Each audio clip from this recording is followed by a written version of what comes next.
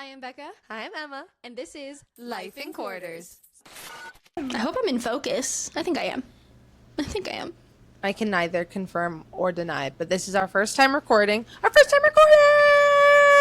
So We're doing it. We're doing the thing we said we were going to do. we're going to build the car while we drive it in this respect as well. So if you're totally out of focus this whole time, that's going to be what it is. That's going to be what it is. That's going to be what it is. Okay, so you have a fun story for us today, yes? I do, okay.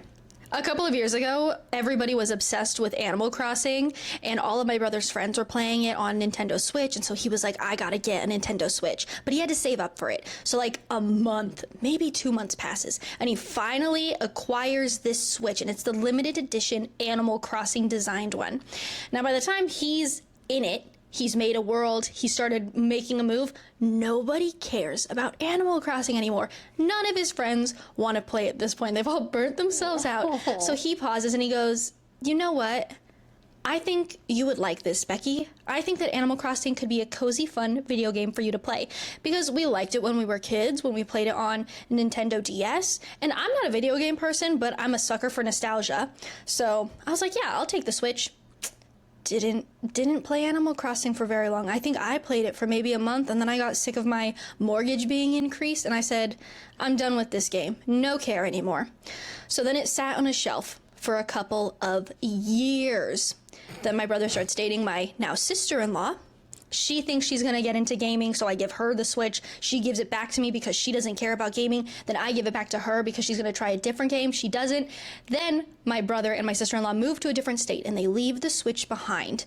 So now I have it in my possession once again. I took it with me when I moved out, and now it sits on a shelf. And they bought a new Switch from the different state because they decided they actually did want to play Nintendo Switch. And then today, I get a text from my brother saying, hey, you need to get Mario Kart Deluxe so that you and Bailey, my husband, you guys can play against us, okay? We can have this quality time. We can play Mario Kart. And I paused because, again, I don't care about video games, but Mario Kart has a special place in my heart. So I think, you know what? I think this will be a great hobby. I think this will be a fantastic group hobby that brings us together. It reinforces camaraderie, encourages teamwork, and I'm into it. So I'm looking up this game. It's like $59.99 if you buy the digital version, $48.99 if you buy it in store. And then I pause and I go, you know, I'm pretty sure my brother bought a couple of games for this Nintendo Switch, like when he originally purchased it. So I go to the case, I open it up, and there is Mario Kart Deluxe, having been played by nobody at this point. So, yeah, I'm going to start playing Mario Kart Deluxe with my brother and sister-in-law, and because I have, been gifted this game for free, essentially, I will be paying for the, what's it called, Nintendo Live subscription, which is like $35 a year. Slay! That's so kind of you. And that's a fantastic thing to do, and it's what are the odds that it was already in? I mean, the odds are pretty high, but like, what a fun coincidence that the game was absolutely already in. I always associated Nintendo Switch with like Mario Party. I knew that was in there for sure, but I thought, you know what, there's some other games in there that I didn't even deign to look at ever for this whole entire time. Let me take a peek, and of course there it is. And I don't know why I wouldn't even consider it. That's a classic. Of course, if you're gonna buy a Switch, you're gonna buy one of the OGs, Mario Kart. I think that is a fantastic activity for you guys to do because my siblings do it, and it's a perfect like hobby to do with your siblings who are long distance. So I think that's just gonna like help you guys get to spend time together, and it's gonna be fantastic. And it is a perfect anecdote for our episode today because our episode is all about hobbies. And so without further ado, our 4 quarters for today are number 1, finding hobbies, and what are your hobbies? So like, what hobbies have you acquired over the years? What led you to finding them? All of that great stuff. Our second quarter is how to have a hobby, because we know that there's a lot that goes into having a hobby. We have jobs, we have time, we have to make time for all of that stuff. And so we want to explore that.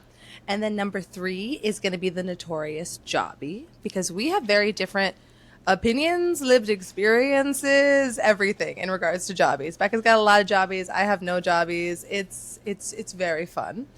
And then our fourth quarter is going to be our future with hobbies. So how do we see our future selves growing with hobbies? What hobbies do we want to take on? What hobbies do we maybe want to drop? Just everything and anything that could be. All right, heading straight into quarter one, which is how did you find your hobbies and what hobbies do you currently have? I think for both of us, the conversation of hobbies in general started during COVID because the entire world shifted. At this point, we had really active childhoods, and I think when you're a child, like, you don't really have hobbies. Like, you do, but also nothing you do, hopefully, like, needs to contribute financially. So once we hit adulthood, we just kept running. Like, we didn't have time for hobbies. We didn't have free time in general, so who the heck knows about that? Yeah. But COVID hit.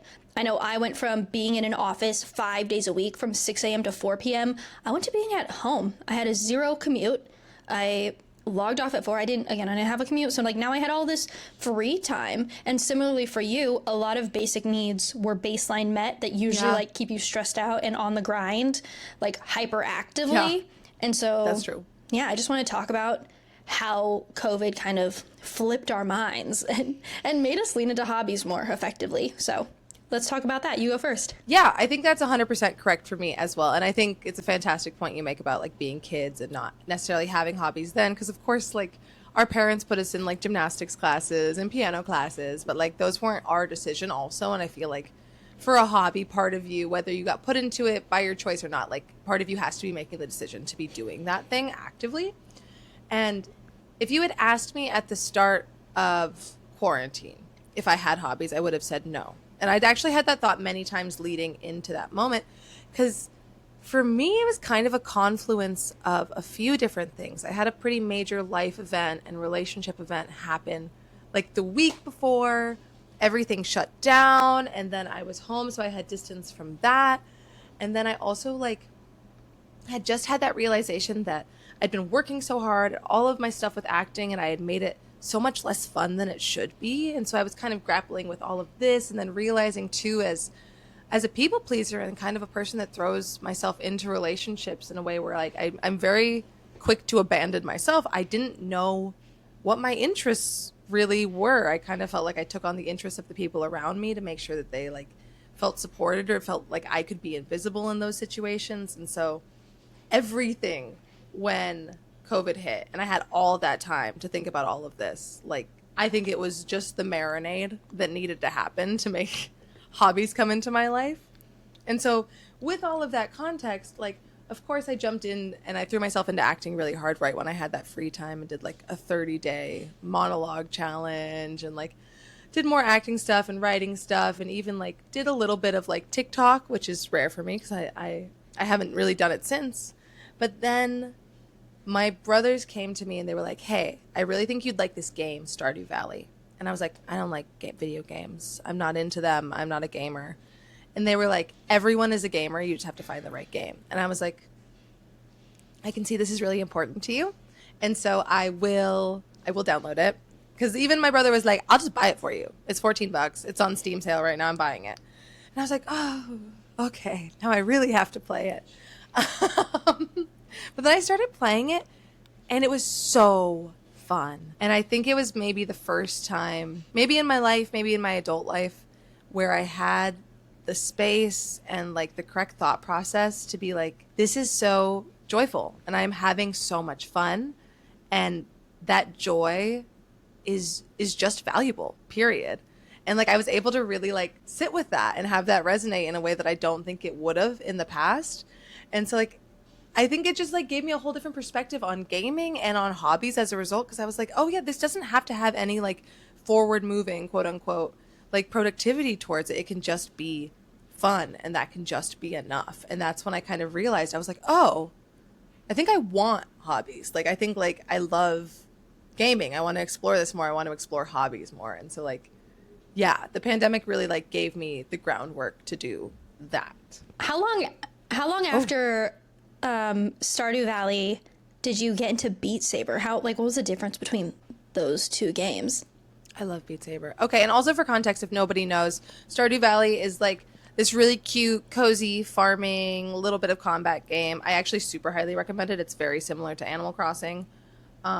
anybody that's starting out gaming, if you want to get into a game that's kind of got a little bit of everything, Stardew Valley is the one.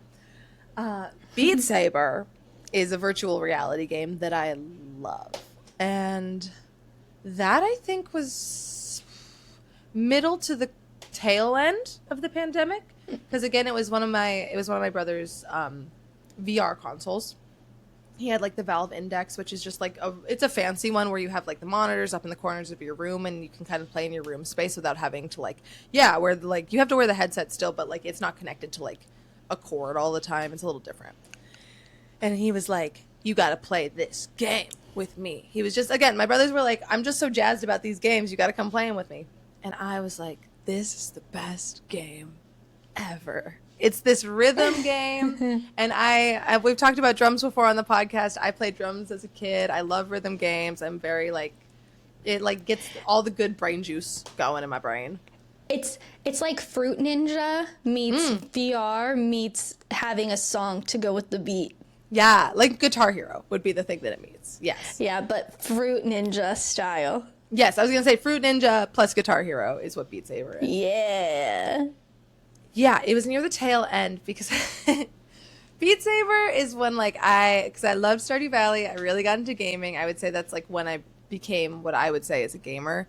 But like Beat Saber is the first time I really excelled at a game. Like I was like, oh, I get that. I get it. This is awesome. Like I'm going to sink hours. Like I sunk like 500 hours into Stardew and I definitely sunk more into Beat Saber. And Beat Saber is a physical game. So like my arms would be like dead the next day. But like that one was like a true hobby. Like I made myself work for it too because I didn't have my own VR headset. And so like once the pandemic was over, I was like, I really want to play VR, but I don't have a headset of my own. And so I'd look up like the Beat Saber maps on YouTube. And I remember so distinctly I had just gotten the COVID vaccine. And they said to work out your arms afterwards so it wouldn't hurt really bad. So I had like 5-pound weights in my hand and I was like playing Beat Saber with the 5-pound weights while following the map along on so I could get faster. Also, because I figured if I was using something heavier than the controllers, it would make me faster and have more control over when I got the headset. I feel like you have a dedication to hobbies that I don't know if I have that in me. I would say it's an obsession. I don't know if it's completely within my control. But yeah, Beat Saber and Stardew Valley, like, those are what made me realize that, like, I really love video games. For me, COVID gave me time. I think that was the main thing that it gave everyone. It also really quieted the mental noise for me because there was far less options. People were doing less. They were going less places. There just really wasn't a lot on my plate to even consider at that moment in time.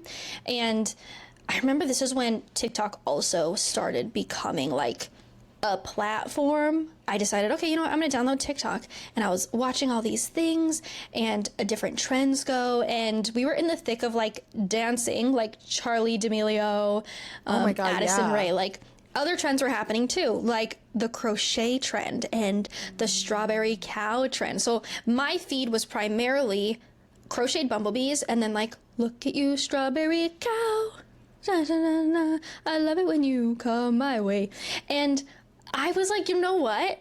I could get into this crochet coziness, right? I feel like I could make a bumblebee. I want a bumblebee. I feel like that's an intro to crochet that I can manage.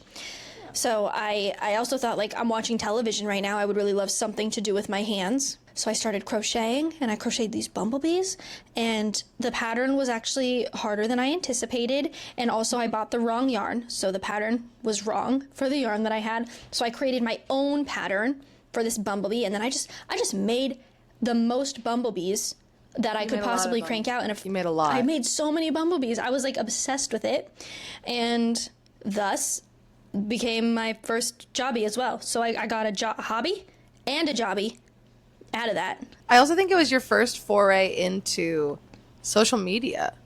I would say, you can correct me if I'm wrong, but I think like it was like you made such an account and it had success and like it like boomed into the Etsy and all of it, and like you really like figured out your style for social media, and it I think became something that felt like doable and fun for you. It became like a side hobby of the hobby. There was a lot actually that came out of the bumblebees specifically. You're right. I made a TikTok called Becca's be friends. And I like made videos, faceless videos of me crocheting these bumblebees. I got up to like 50,000 followers, and then I burnt myself out pretty aggressively on that. They were really time intensive, and I don't like really getting better at things, so I was slow the entire time. I was super slow making these bumblebees. It also wasn't cost effective because of the time intensity. No. Exactly. That's also when I learned about that. The whole like, and how much does it take to make this thing? And could you charge enough for it to be worth it? And if you charged enough for it to be worth it, would people pay that price? And the answer is no to like basically everything. I feel like TikTok was just like a heavy line of sight item for me like during COVID. I feel like for a lot of people, but it inspired me to branch out into different hobbies as well, unrelated to crochet. One of those being I decided to pick up baton twirling again. I used to competitively do baton twirling when I was younger. It was a scholarship that helped get me through university because I was a feature twirler. Like it was a serious thing that I did for a long time, and then I basically like stopped doing it entirely once I graduated from college and I like got into my adult life. But I felt like I wanted to get out and do something. And I was thinking back to this part of the book Big Magic by Elizabeth Gilbert that I had read so many years ago for the first time, where she's talking about her friend who gets back into ice skating, and she does it just because she likes ice skating. Like she did it because she just felt like it. Or I don't even think she got back into it. I think she just like picked it up for the first time because she was curious about ice skating. Yeah, I think she might have been a figure skater. No, she was a figure skater, I think. I think it was high pressure like yours was, and then she came back into it. Am I crazy? I don't know. I could fact check that later. Both options are fantastic, period. Both options are reasonable and do not change the outcome of this story. So essentially she gets into ice skating and she's like, I don't need to ice skate because I'm going to compete or because like the scouts are going to come calling for me or I'm going to go to the Olympics or anything like that. Like I'm just going to ice skate for fun. And I thought, you know what? I'm going to pick up a baton. I'm going to do a little twirl with it. And there was this song going viral again at the time. And it was, I forgot the title of it, but it goes like, do you ever get a little bit tired of life? Like you're not really happy, but you don't want to die. Like you're hanging by a thread, but you gotta survive, 'cause you gotta survive. Oh, I was obsessed with it. And I was like, that's exactly the vibe I feel right now. So I went out and I twirled and I was like, you know what? I think I could do this just for funsies. I think I could do this just to, like play baton. And then, I think I just started integrating more things during COVID that count as hobbies, but I didn't even think of them as hobbies, really. I didn't think like I need to fill this time with hobbies. It was stuff that I took on and later went, oh, that's a hobby. Like I reached out to some friends of mine because I was going stir crazy. I lived in an apartment totally alone.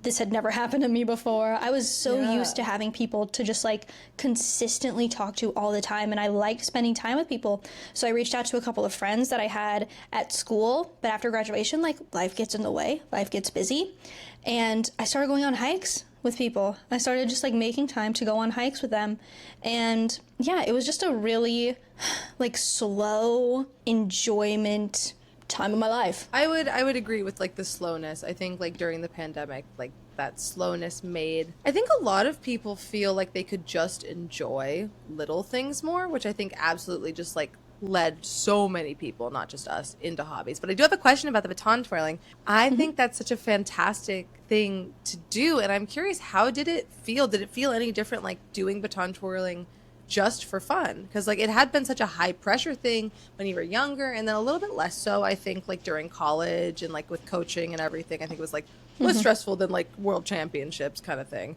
Did that feel different consciously, or did it like what? I don't know. I was pissed off because I was bad. I just like stuff was not going the way I wanted it to. I was like, oh, so this is what happens when you stop doing something that you've done for your entire life and you don't pick it back up and you don't train. So like at first I was just like raging because none of my tricks were landing. And I don't know if you've ever experienced like doing something as an adult that you used to do as a kid and then being severely disappointed that you were now bad at it. And it's just like a rude awakening. So that's how it felt at first. And then I was like, I have to get creative and make the things that I once did easier. for myself because I can't do it. Yeah. But I do think that part was fun because I do enjoy like low stakes problem solving, and that's what this was. And it was satisfying when you got the thing, and yeah, so it felt pointless, but in a way that I appreciated. I like that. That's really, really cool. I think that's just, I've never thought to ask that question because, like, it was so cool seeing you go back into baton twirling in, like, a way more low stakes and, like, just way more joy oriented way. But I love the idea that, like, it's all these, like, low stakes problem solving and just, like, I feel like it's more focused on creativity, actually, because you're adjusting for, like, you now and, like, for the, not for any sort of, like, to show people kind of thing. It's just, like, just for you. Yeah, I completely agree. I think it was a good recipe of hobbies for me to like get interested in, and I'm gonna reflect more on that actually when we get to later quarters. But now I think we could move into quarter 2, which is what are the hobbies that you're doing? How do you have a hobby? Yes. I have a list. Let me scroll. One moment. I've acquired many.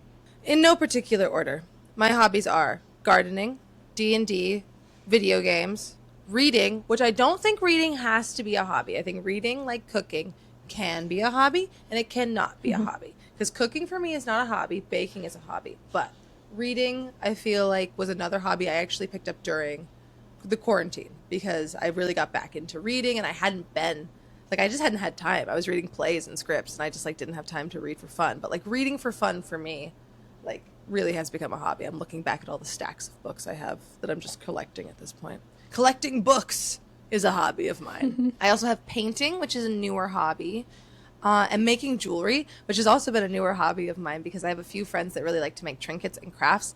I'm terrible at crafting. Oh my God. There's nothing I hate more in this world than a damn craft. I'm so bad at it. And then ice skating. So that is my... Wow. That is such a long, comprehensive list. How much time do these hobbies take you? Like, okay, of all the hobbies that you just listed out, how frequently do you think you do them? Like, I know some hobbies were like, I do this every day. I do this every week. I do it on the weekends. Like, do you have designated time for these hobbies? Like, when do you do this stuff? I mean, I'd love to do D&D once a week, but my friends hate me. Same. I think everyone that plays D&D feels that way. If I had my wants and dreams and I could actually make time for this, D&D would be once a week, and D&D is like a 5-hour session once a week, and that would be like my dream. But currently that's twice a month, like 5-hour sessions twice a month. Video games, when like I'm in a video game swing, that does take up a ton of time. Like I want to get back into a game I really love called My Witchy Life Story. And the first time I got into that, like, was when I had this work schedule. It was last year, so I was really busy, but like I would play basically at least 3 times a week from 10 p.m. until 1 a.m. So video game, it really varies. Reading I do every day, whether it's educational reading or like cozy reading. I'll do that in the nighttime and in the morning time for like an hour. Painting, that one ebbs and flows. That one's something I'm learning to do with like emotional regulation, but also I like doing it for fun, so it kind of falls into a muddy water with that. But like none this week. Painting is if I have a little more free time. If I have like 2 days off, I am painting on one of those, and I'll probably be painting for like 3 hours that day. The making jewelry, I actually just made a necklace like 2 days ago. And those don't, the jewelry making doesn't take that long. I'd say that takes like an hour. So like I'd say like 2 hours a month, I'm making some jewelry. Ice skating, I was doing it like twice a month for a while there, but like life got really busy and it's expensive to go over there. Gardening, I would say, is probably the most consistent. I'd say gardening is like 2 or 3 times a week, and depending on like what needs to be done, it takes varying amounts of time. So if I need to go out and like talk to my plants and trim them and fill up their oyas, because I use terracotta watering spikes, so I'll just fill up a big water bottle and it kind of waters them at the roots. If I need to do all of that, that's taking an hour. And so that's probably like 1 hour out of every week. And then I have to go and I have to water all of my plants in the inside and the outside. And if I'm doing like, let's say that's like a full shower, basically, like that's the equivalent of like, if you're taking like a rinse off body shower, that's maintenance days, but a full, like this is like, we're shaving the legs, we're washing the hair, we're doing all of that. That could take especially if I'm repotting plants, which typically goes hand in hand. I'd say that's probably like 2 hours a week for gardening. Gardening is the most high stakes, like discipline oriented one because like they will die and I won't let you guys die.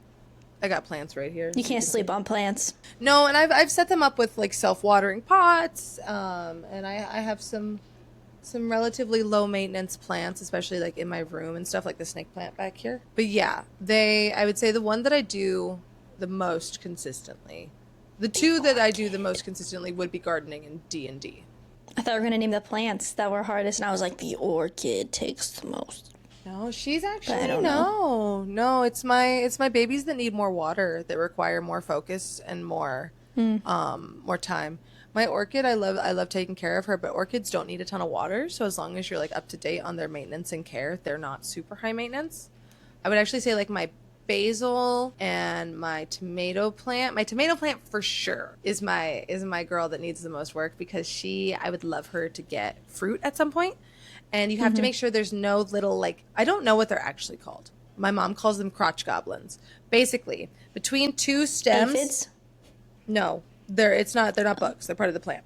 Oh, okay. So basically between like two like stems growing, a V shape, there's a little like extra leaf on a tomato plant that will grow, and it saps the nutrients from the plant. So it makes it so a tomato will never grow from the plant, and it grows all over the plant. And so you really have to like watch and like go and pluck all of them out, and yeah, it's a whole thing. So she needs a lot of water. How do companies manage that, like farms and stuff? I don't know. Maybe GMOs. I don't know. I was gonna say, can that be bred out of the plant? It might be. Not mine, but I love her.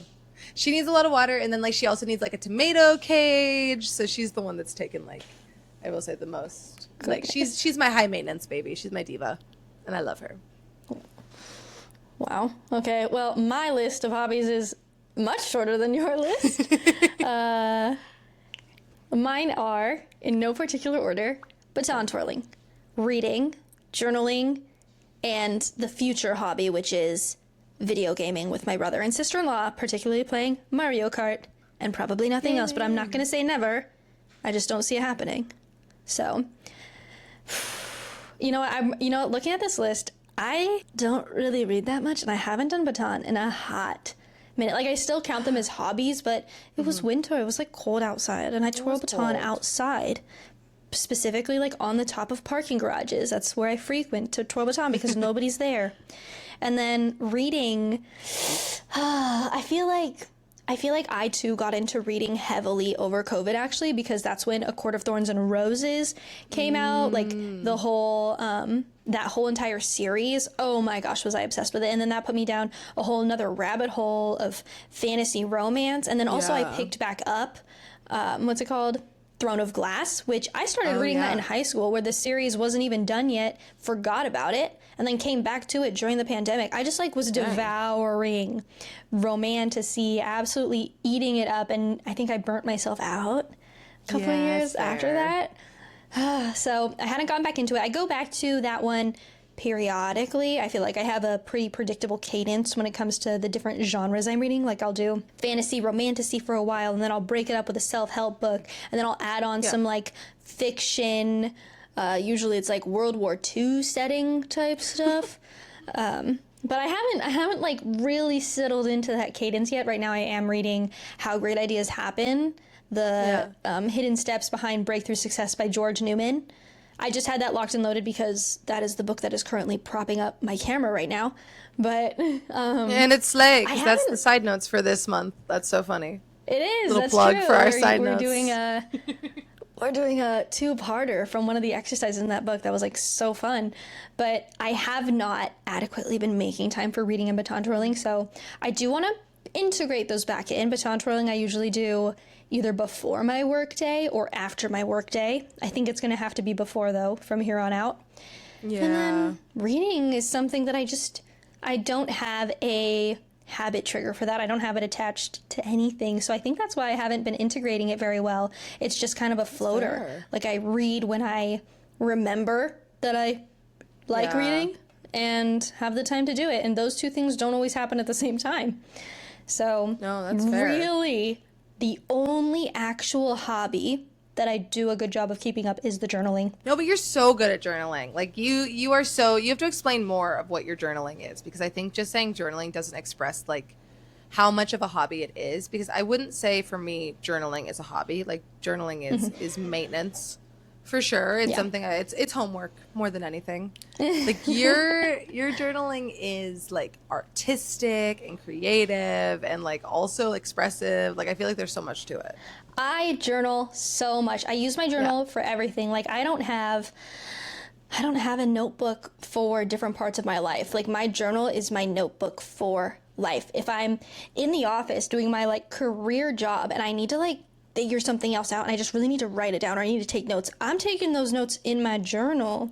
If I like have too many thoughts racing through my mind and I need to get it out or else I'm not going to be able to sleep, I journal. I think that's the knee-jerk reaction thing that I do, where I would actually read if I didn't journal. Because my nighttime routine is like I do my skincare and then I journal whilst having a show that I've already seen on in the background.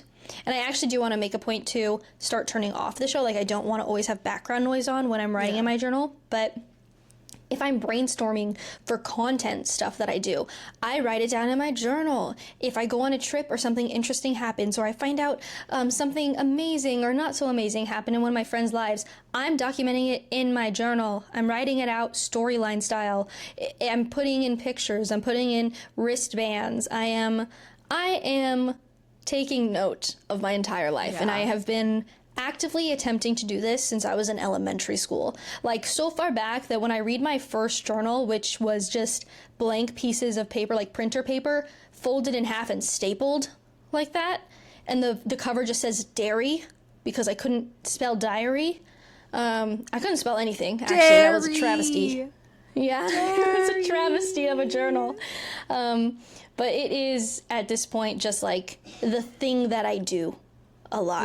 Yeah. No, I love that. And I think also you were making a fantastic point before I like prompted you with another question. Sorry. But that's what this like quarter is so much about, is that like it's kind of hard to have a hobby as adults. Like we were talking about how as kids we were just kind of thrown into things because, again, like best case scenario for the life of a healthy kid, you shouldn't have to be doing anything that's contributing financially necessarily. But we're doing a lot of activities. But now as adults, we like need to contribute financially to our own lives. We have commitments to other people. We just like have a lot of stuff going on. And so like, where do we find time for hobbies? So I don't think your list is even too small. I think like it's part of why mine are like so sporadic. It's like it's hard to find time to fit those hobbies in, and I definitely felt that tension after like the pandemic ended, where it was like I used to have all this time to do the things that I like doing, and I really had to like find and intentionally make time to do these things.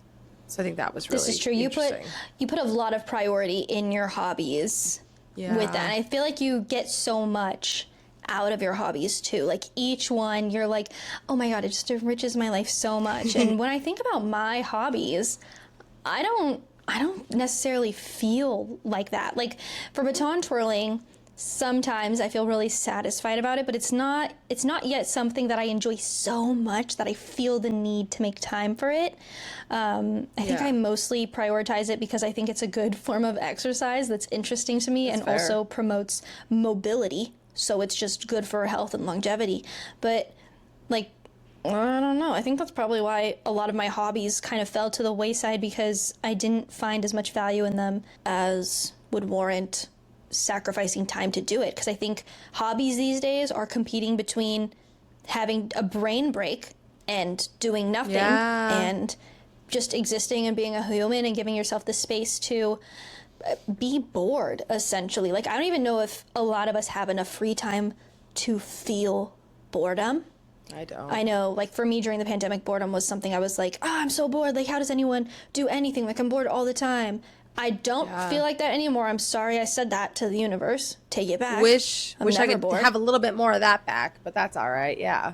Right. So, I think that finding that balance of allowing yourself to have that free time and finding a hobby that doesn't make you feel like you're being robbed of free time is also important. So, yeah. I don't know. I think for me, I found that they do take a little bit of like, discipline, I guess. I guess it would be like the equivalent of your parents being like, no, you have to go to gymnastics. You're going to feel better after gymnastics. You're going to burn out some of that energy and you're going to be able to sleep better and you're going to be happier and you're going to learn new skills. Like, I think I have to turn on a little bit of that part of my brain. I think that's been a really interesting thing for me with hobbies, is realizing like it's such an active choice. Because like the other day I had the day off, which is so rare for me. And I really did like, I was like, oh, I'm going to do like my laundry and stuff and like get caught up. And then I was like, oh, my garden. I can take a little bit of extra time to take care of my garden today. And it was like I could sit down and relax and just like veg out. But I was like, I should take care of my garden. I'm going to feel better after I take care of my garden. And I think for me, it's been helpful really finding hobbies that I do know improve my mental health. And I hope hobbies just generally do that for people. I don't know if that is a given. I feel like it's so easy to like weaponize anything against yourself, being like, God, I'm terrible at all these things, yada, yada, yada. I could be doing this. I could be doing this. Blah.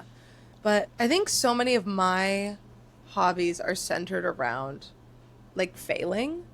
I think that's actually why I've had longevity in like so many of my hobbies recently.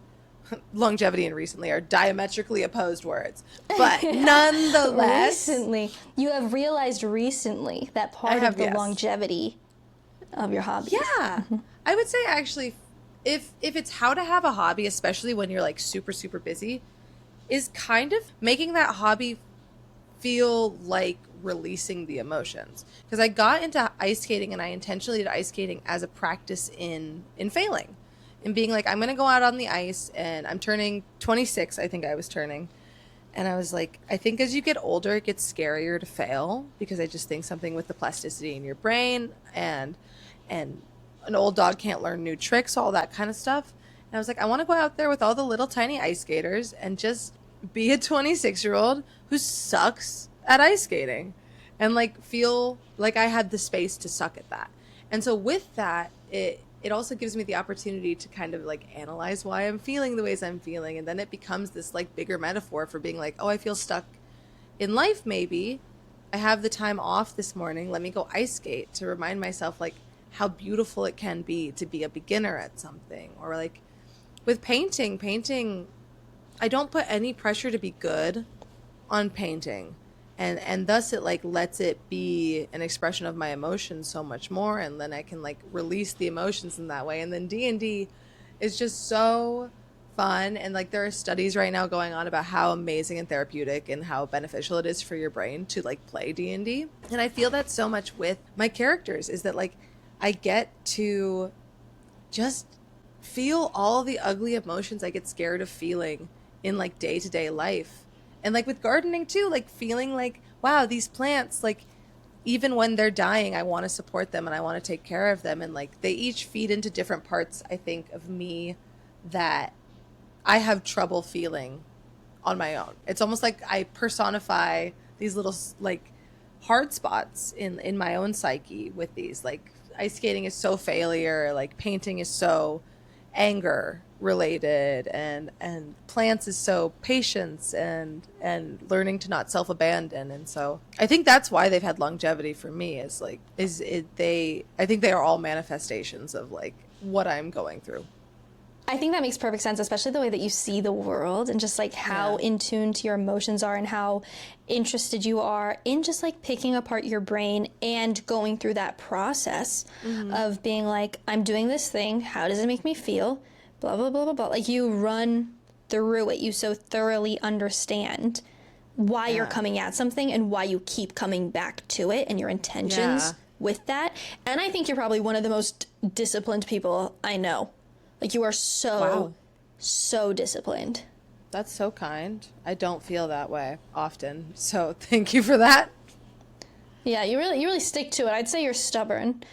Wow, it was a compliment, really, and then it went away. Really go for it.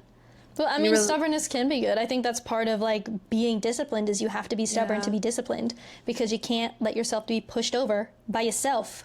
Yeah, that's true. That's true.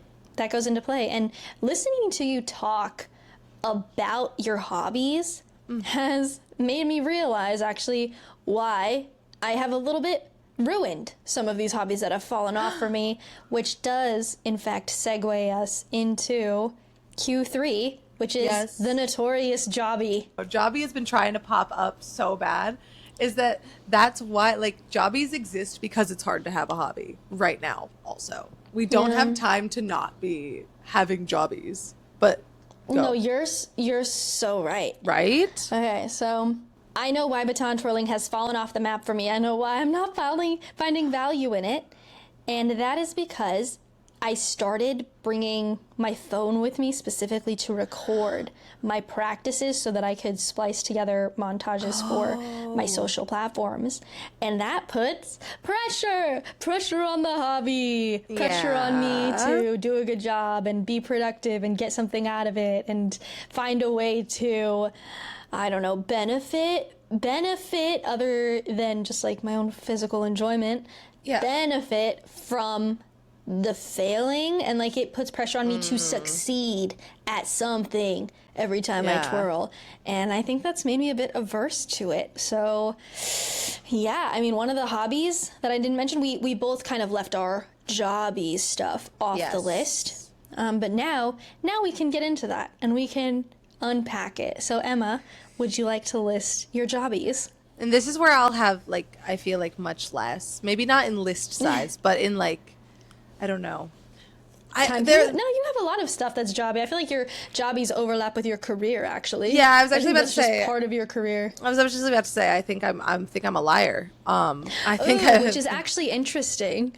That's I think so go ahead. Why I'm so jobby averse is that, like, acting is such, like, could be a hobby if it was not my career kind of thing. So I suppose acting, but I wouldn't really say it's a jobby. I would say it's a career, but I would say, like, poetry and writing, again, career, but I think, like, again, like, especially with poetry, I have always intended on making a book, but I think poetry I also write just because I feel so much of the need to do so, and it's such a creative aspect of me.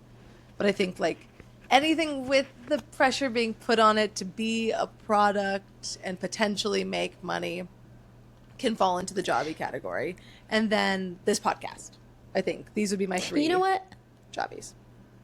I'm going to look up right now, like, the definition of a hobby versus jobby. Like, I just want a definitive separation of those two things, because I feel like if we count acting as a career for you, like, if you're like, this is my career, it's not even close to I was actually about to say, like, I redact acting.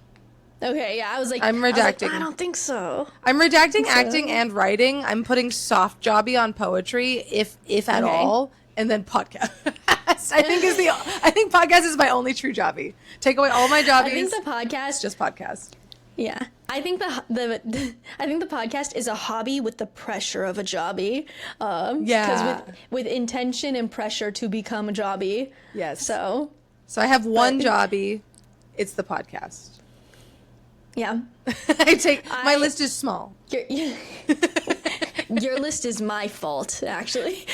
We went on a journey. It was self-discovery. What's a jobby? I sure didn't know. So, my jobbies, I'm going to list actually all of the ones that I've had, which is still a relatively short list, but I'll tell you which one is lasting to today. Number 1, first jobby I ever had was the bumblebees. We already covered that. Number 2, my second jobby was being a baton twirling coach for a university marching band, the university that I attended and I support and love. That was definitely a labor of love. Yeah. And then last but not least is content creation. Yes. Oh, content creation. How I have a complicated relationship with you. Mostly positive, but I really get myself sometimes with this one, just because I have it's a rough boundary negotiation. Yeah. I will say I'm trying to find, and I feel like I'm really honing in on it, but right now I think it's the thing that is making a hobby extremely difficult for me. The benefit of a jobby is that you're doing something you enjoy and you're monetizing it, you're being productive, like you really feel a different type of satisfaction from that thing. The problem can be if that satisfaction becomes necessary to enjoy the hobby itself, and then it taints the hobby, like previously mentioned with baton twirling. I think that I need to stop filming myself at all if I twirl baton. I think that I need to give myself, like, if I twirl once or twice a week, I'm allowed to film myself once or twice a month. Specifically, if I have something in mind that I already want to do. I'm not just allowed to film just everything because I think it's too much for me. Yeah, I think that's a really good boundary to set, because I actually want to know more about the thing you said about content creation making hobbies difficult in general, because I think that's a really interesting relationship that it has, because it makes sense to me too that like with content creation I've always thought it would be really hard, and I think you have a lot of skill of making sure that like you can stay sane in a way where like work and life become so intertwined when you're like an influencer, when you're doing all of that. And I think you do a really good job of keeping things for yourself and like making it so that you can stay like those kind of two separate entities while marrying the two. But I think like, yeah, I'd love to know more about what you mean by like content creation making hobbies as a concept hard. Okay, so I got into content creation because I was curious, one, if I could do it, and also I had a lot to say, and I had a lot of like things I wanted to share. And I think that's absolutely necessary if you're going to create content. Like, you have to have something to say. You have to have something to share. And so I just went on this journey because like I did retire the Bumblebee account, and I was like, you know what? Maybe I will have a face account. Maybe I will be Rebecca Sowden. And it was kind of perfect too, because I had gotten married. My last name had changed. It went from Rebecca Lance to Rebecca Sowden. So if you look up Rebecca Lance, Lantz, you'll find a whole different life for me on the internet. And a life that has been on the internet since I was like 7, carefully documented. And if you type in Rebecca Sowden, you'll get like, I think a hockey player or something. I don't really remember, but someone, not me, for a lot of stuff. But it was like a rebrand. I got a new last name. I was like, perfect. I'll hit the scene, Rebecca Sowden. Like this, it basically felt like an alias to me, even though it's like my legal real name now. But it was fun. It was me throwing things out, seeing what stuck. And the fun thing about content creation is that like I realized that I really don't have much attachment to failing like publicly. Like I don't care to fail. Like there are so many things that I do all the time that I just fail constantly, or I feel like I do anyways. And so even if I don't fail, but I feel like that feeling in and of itself has desensitized me to failing. Because I do think like as a kid, as a child, I had to make such a tiny mistake for it to be considered failing. So I feel like that like put the bar real low. I was like, all right, well, I fail all the time. So who cares? Plus, if you get like 200 views on TikTok, who knows? Who knows that unless someone is specifically looking you up to see how you're performing, and if like they get their jollies from seeing you quote unquote fail at content creation, that's embarrassing for them. That's like, a really embarrassing you need to calm down and get a life if this is making you like all giddy inside. So yeah, it was fun and it was enjoyable, and built a platform, and I knew you could get monetized on TikTok, but I wasn't really sure about the benchmarks. And also it was like terrifying to get monetized because everyone says like once you get monetized, if you join the creator program, your views are going to drop. And I was like, well, I don't want my views to drop. And it was like such a journey. But then like the money started coming in, and of course it was like $100 here, $100 there.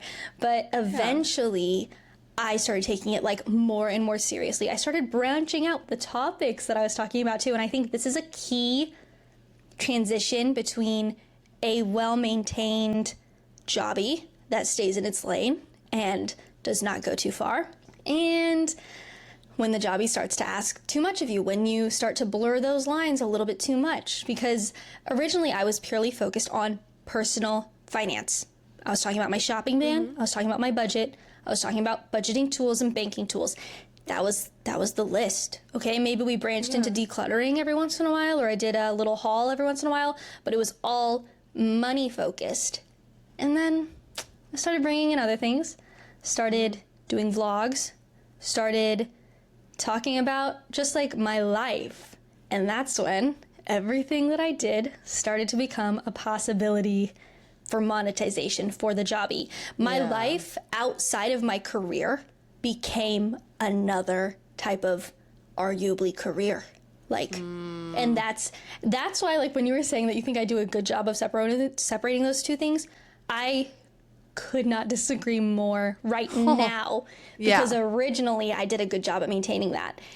But my husband, he lived in a different country for the last many years, his whole life. He just so recently got here that the time that I was investing in content creation felt like I didn't want it anyways. Like, I just wanted time to pass. There was no reason for me to not bring content creation into everything, because, like, you guys are my company.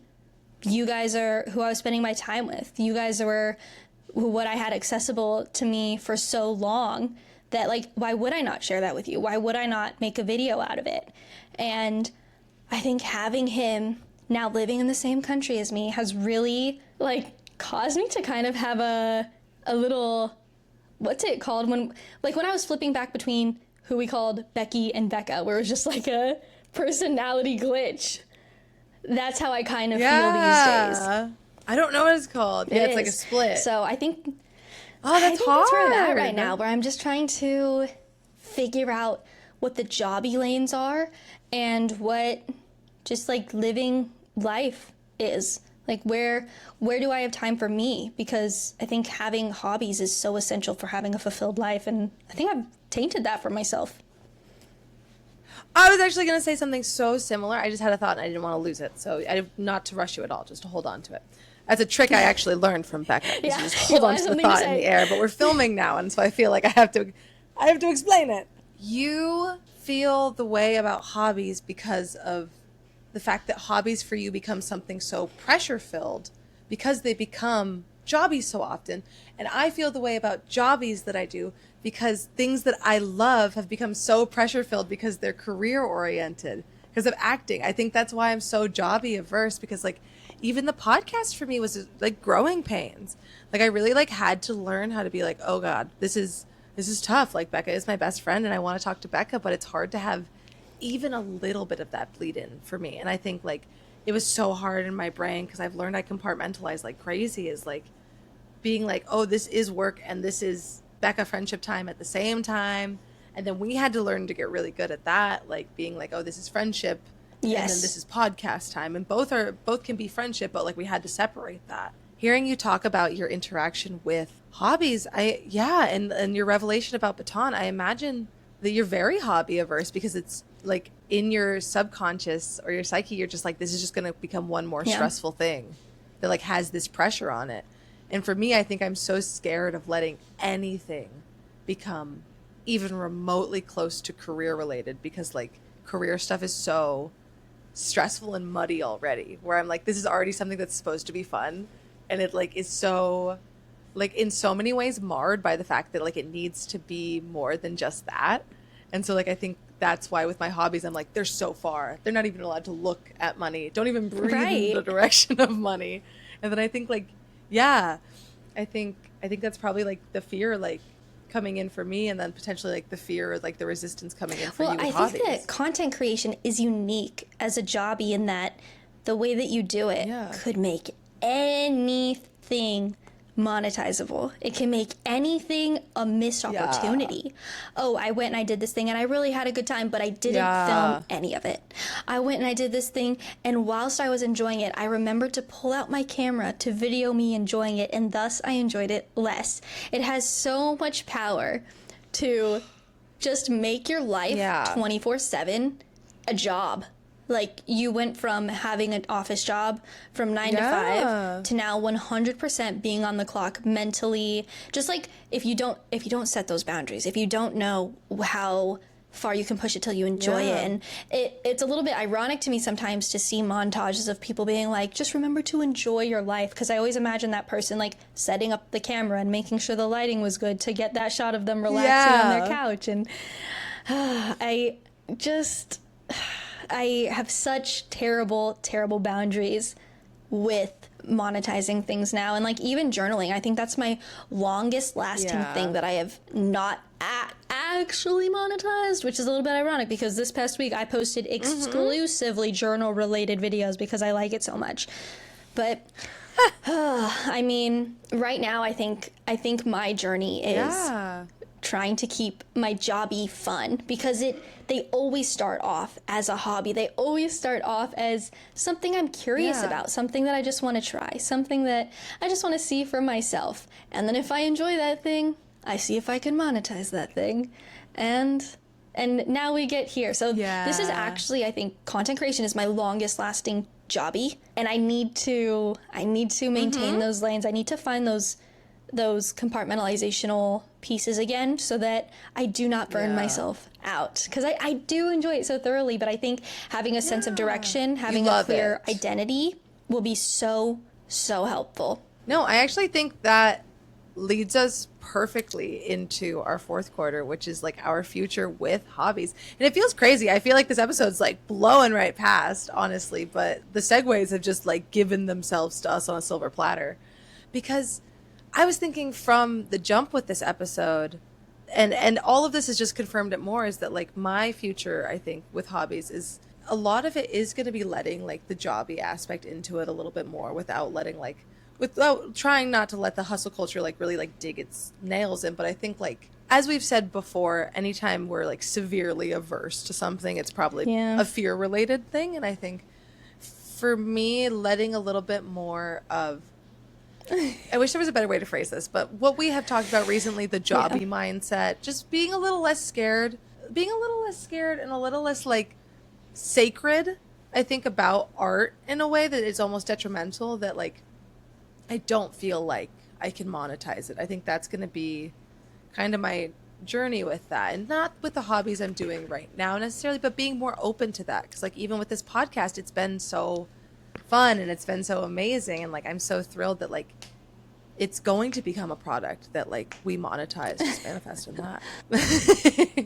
But I think there's probably like a fear that's built up about feeling a little bit like art like can't be monetized, or it's so hard to monetize it, or just feeling like anything that I do for joy, like if I want it to help me have a more stable life in regards to like money or anything like that, it feels like that's going to be such an uphill battle, and it doesn't have to be that way just because of like the experiences I've already lived through. So I think potentially letting my hobbies and my career interact a little bit more, Ooh, I think is my jumping off point blur for the this lines quarter. a little bit. Yes. Loosen the reins Just a a little little bit. bit, which is good, because I'll take some of that strength and I'll apply it to my own. I'll reinforce mine. Is what I'm talking about. Yeah, you could take my I think compartments. I'll make mine a little bit more watercolor, and yours can come in and get a perfect. little more firmer. I think that for me, Yes. my key to it is actually going to be exploring hobbies that are more group based, because I don't think I actually value solo hobbies that much. Like painting, don't care about that. Like I'm not good at it. I don't want to invest the time in it. Not interested. Video games, if I'm just doing it myself, oh whoopee. I don't even get a prize at the end. Like what do I even get out of this? Nothing. Yeah, you have a hard time with like, what did I earn in like, real can life I touch from this? this And I guess activity? painting you can touch, but it takes too much time and dedication. I don't have that passion in me. Oh Lord, do I wish I did. I've work. tried on multiple occasions to do something related to drawing, sketching, watercolor. It's all just hard. it's just not something I can do. But like thinking of the Mario Kart thing with my brother and my sister-in-law and my husband, that sounds so fun to me. And guess what? I can't be on social media while I do that. None of those people who I'm going to be gaming with are interested in being on social media. You know what the most I could do is maybe take a video of the screen that we're playing on for a bit and work that into a montage somehow. But like that is time that will be dedicated to that thing. Like if I'm sitting and watching TV, you know what I'm doing? I'm mapping things out like on my laptop. I'm like sketching things up for content creation. I'm journaling, and I'm probably writing about content creation. Like content creation and thinking about content creation and anything related to that dominates, I would say, almost all of my waking hours, all of my free time. Like again, the only other time that I'm not thinking about content creation is when I'm locked in at work, because that requires all of my attention. So if I'm sitting at lunchtime with my coworkers even, I'm going in and out of thinking about content creation, thinking about conversations, being like, is there a video in here somehow? Is there something in these conversations that I could talk about later? There's too much room. There's too many cracks to fill with content creation. And so I think that I need to do two things. Make it so that the hobbies that I enjoy do not include filming those hobbies at least 99% of the time. I would say 95% of the time, but I think 5% is just too much wiggle room for that content. Then I need to look into more group-oriented hobbies, because hobbies are fabulous for building a community. You move to a new city, you move to a new place. Start having a hobby where they have groups that they meet up for that stuff for, right? Like, this is such an opportunity. And also, like, I love being with people that I love. I love spending that time with them, and it feels worthwhile to me. And that's another opportunity to start hiking again. I think being in nature was also very helpful for my psyche. Yeah, so, you love hiking. Yeah, I think that's my future hobby relationship. I've also gotten confirmation from my dungeon master in my D&D campaign that you can come in and do a guest spot. And so I'm stoked about that. My brother's going to be raging about this because he has been attempting to get me involved in D&D in some way for years. And I have consistently said, get out of my face. So I look forward to being a guest character in your D&D game. It's fun being a guest character first. I feel like it's like so stressful just being like, come play D&D. Dip my it's toes like, in a bit. no. So really this could be a long, what's it called? A long-term, an introduction to potentially a long-term thing, depending on if I like it or not, but no pressure on it because that'll ruin it for me. But right now, very enjoy. There's also a world in which, because we're doing, oh my gosh, I'm just going to talk about my D&D campaign. I've suckered myself into this. I'm so, oh no, twist my arm, I get to talk about D&D. Mentions it parallelly. My campaign, my dungeon master, my friend Nico, is so excellent, has homebrewed this like really awesome campaign that's all about pirates and stuff. And so the really cool thing for you actually is that if you are a guest character, because it's pirates, it can be something with zero pressure that can also be long-term, because you could be a reoccurring guest character. I could be a sea monster. Sure. Absolutely, you could do that. I'll work on that for you. I don't know. I want to know my options. Give me like options. Okay. There's a lot of options. No, there's. I've got Percy Jackson sea monster. I've got a book here with a lot of options for you. So. No, it's good. It's fun. Don't make that face. I just think of my brother and his friends who I don't like playing D&D. It's good. No, but we're okay. I don't dislike all of his friends, but you know, younger brothers and their friends. I think it's a vibe that we all understand. Yeah. Yes, of course, of course. I will say this is a total sidebar, but it's gonna take like 2 seconds. I've never felt like lame in the way where if I was like a kid in the 80s, someone would have thrown me in a trash can, closed the lid, rolled it away. I was at rehearsal for my play. 1, nerd, drama kid. I was at rehearsal. Nobody for my there has a leg to stand on. 2, I had all of my dice, my D&D dice with me because the kid I nanny had asked me to bring them. And so I had all my dice out because I was like, hey, I know y'all all love D&D. I know it in my heart. I don't even. You said, I'm in a safe space right now. I'm just going to show you all these dice, yeah, and you're all going to be ooh and so ah and jazzed. roll them We're and be all happy. equally invested in my variety of dice right now. Yeah. And they were, of course. So much so, and it gets so much worse, that 2 of them were like, I want to learn how to juggle, and started juggling behind me. And then I was like, oh, you could use my dice. And so in a theater, a bunch of theater kids were juggling D20 dice. And I actually looked at them and I said, I think this is the lamest we will ever be. And that's all right. I love it. I'm so glad we both live in California and in present day. To be cringe is to be free. I routinely talk to my husband, who, again, born and raised in England, Newcastle, Northern England. Every time he tells me a school story, I'm like, I think I would have died in an English school.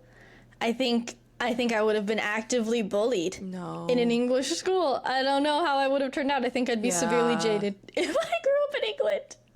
Yeah. We live in goners in England. No, I'm like, that's what I'm saying. Is like, I love every aspect of how that night went. Juggling, I learned how to juggle a little bit. So fun. I love D&D. I love being an actor. But I fear if we're putting it down on paper, it was such a lame experience. And I'm so lame for enjoying it. To be lame is also to be free. To be openly interested in your hobbies is to be free. I mean, I do think back to in elementary school when we all loved Hannah Montana, but nobody felt comfortable enough to say it aloud. We were all like, ew, Hannah Montana, gross.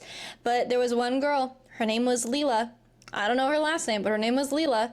And she openly loved Hannah Montana. She brought hair chalk to school. She was the freest of us all as early as possible. I want to know what her parents' parenting strategy was because I want to implement it. Yeah. But yeah, that's it. They ate it up. Yeah. I loved it. I loved this chat. I feel like we had way more revelations than anticipated in this what chat. What a productive chat this was. Shameless plugs? Yes, shameless plugs. Okay. Well, you can find me on Instagram at I am Emma Bruno 2. That's TOO. And you can find me on TikTok at I am Emma Bruno. You can find me on YouTube and TikTok at rebecca.sowden. And then you can find me on Instagram at r.sowden.money. You can find our podcast on Instagram at Life in Quarters Pod. And you can listen to this podcast anywhere that you listen to podcasts. For example, where you're listening to it right now or watching it. Yeah.